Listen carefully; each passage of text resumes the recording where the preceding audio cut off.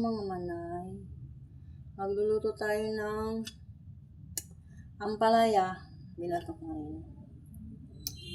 Ampalaya. Isa. Yung isang ampalaya.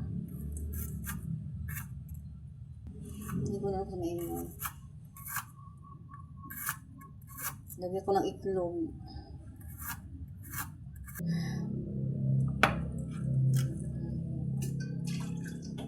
Marami pala siya. Ang dami pa. Maraming itlog. May gumagalaw-galaw niya sa likod.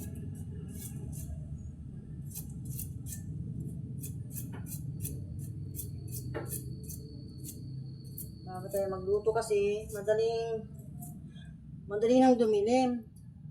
Hindi December na kasi. Kaya maaga tayo magluto. Parang ulam pa naman. Kayo na ulan.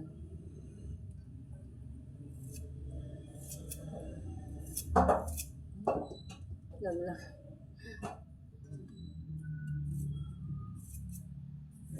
Anak ko napagod maglaba. Ganyan nilaban. Kaya ako magluluto.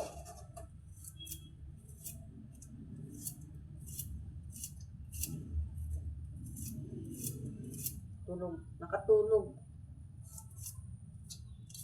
Sabi niya, mama, ikaw naman magluto. Sabi niya, pagod daw siya.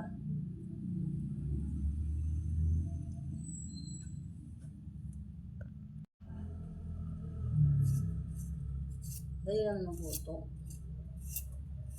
Baga pa naman. Bukas po kami simenteryo ng auntie ko.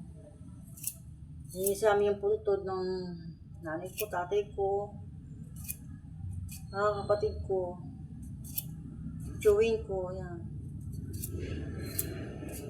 Pabrasin namin yun kasi may lumot-lumot na naman yun. Sana wag umulan. Punta kami yan po. Malinis yung puntod nila.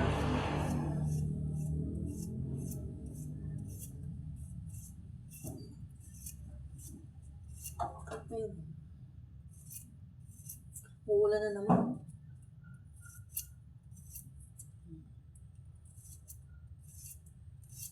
Lalamasin natin sa asin.